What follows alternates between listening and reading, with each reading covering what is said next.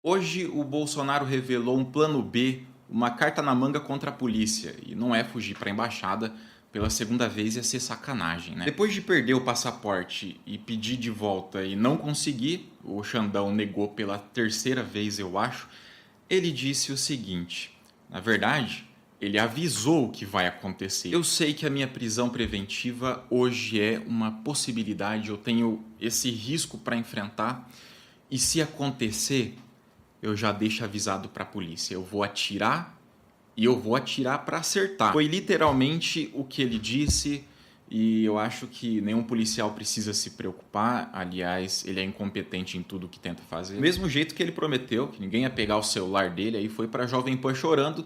Pegaram meu celular, isso aqui é uma violação de direitos. Olha, se eu perder a eleição sem o voto impresso auditável e o comunismo voltar ao poder, eu não deixo o Planalto, eu não deixo a cadeira presidencial.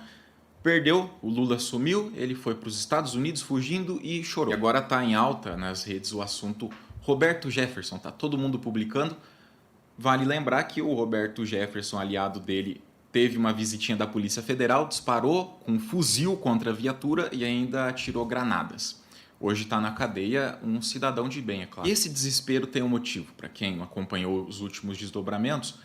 Ele foi apresentar uma justificativa, foi obrigado pela justiça sobre a fuga, né, a suposta fuga para a embaixada, conversou lá com os ministros do STF e a Globo foi atrás deles, perguntou o que eles acharam daquilo. A resposta, de forma unânime, foi: cara, não.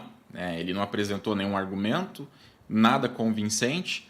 Aí os advogados dele, de novo, pediram para o Xandão mais um prazo para na outra semana ir lá e agora apresentar uma versão de verdade. Olha, vocês não acreditaram no que a gente disse, mas aquela não valeu. A gente não estava falando sério. Agora sim, é uma versão oficial. Dá só uma semana aí que a gente vai pensar sobre o que vai ser dito. Eu não estou brincando, aconteceu literalmente desse jeito. Hoje, um dos grandes julgamentos que com certeza vai entrar para a nossa história chegou ao fim. Isso marca um novo momento da política do Brasil. Acabou a tensão entre as Forças Armadas, o Exército e a Justiça junto ao STF. A partir de agora, não existe mais nenhuma hipótese de intervenção federal das Forças Armadas ou daquele tal poder moderador. O STF já decidiu e não tem mais volta. E claro que isso vai incomodar as Forças Armadas. É, na prática, tirar poder deles, tirar autoridade. E o comandante do Exército, o general Tomás Paiva, se manifestou.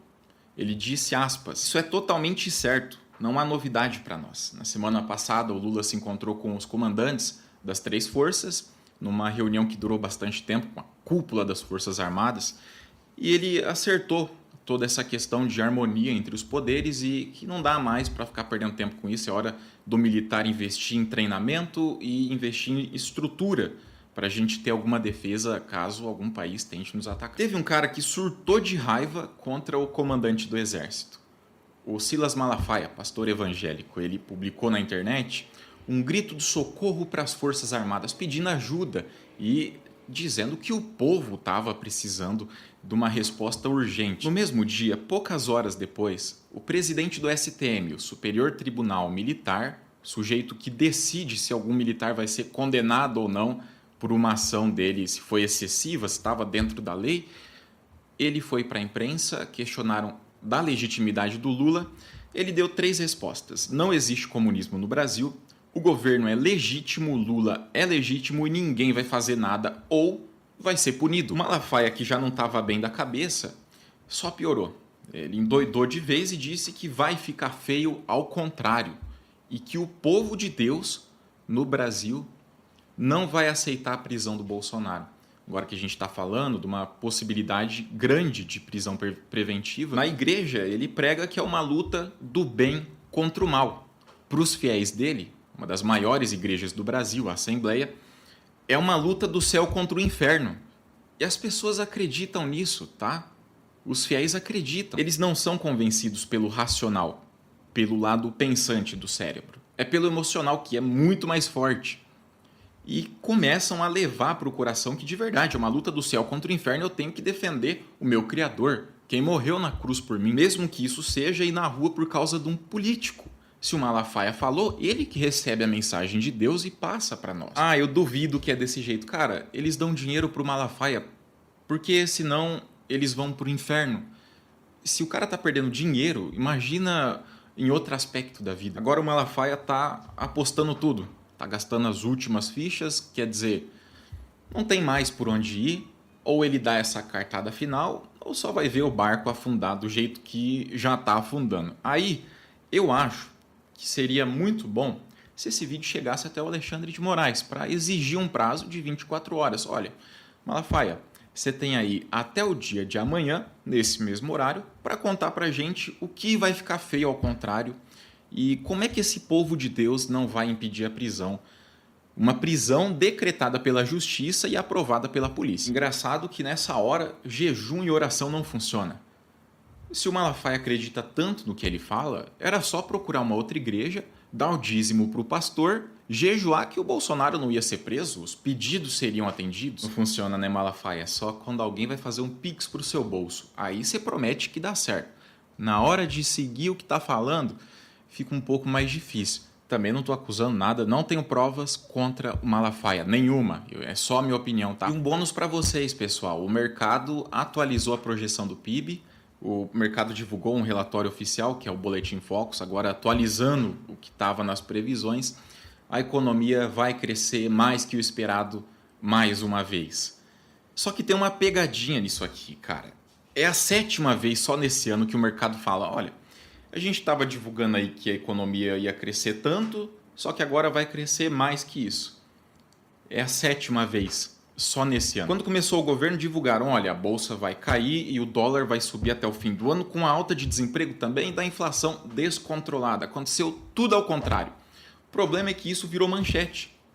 No começo do governo, todo mundo achava que a economia ia despencar por causa dessas previsões dos relatórios oficiais do mercado. E quando sai o resultado oficial, não vira manchete. Aí vira aquela publicação de rodapé, olha, o mercado corrigiu de novo. Tanto é que agora é a 7ª correção só desse ano e está no rodapé. Ninguém sabia. Até o Banco Central, do Roberto Campos Neto, bolsominion, disse que a economia vai crescer de novo, mais que o esperado.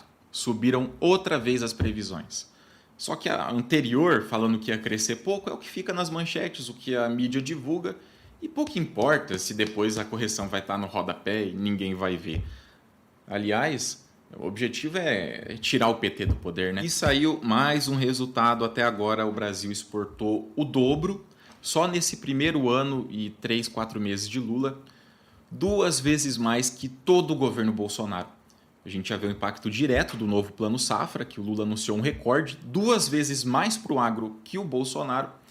O resultado está chegando e o pessoal fala que era o Bolsonaro que fazia de tudo pelo produtor, o homem do campo. É que de um lado, tinha o cara que ficava falando e prometendo, e falando e prometendo. Do outro, tem um trabalho para melhorar o país, e isso inclui melhorar a economia, o mercado interno. Quer dizer, a gente tem falação e tem trabalho de verdade. Dá para provar através de números. Aí se eu mostro um número,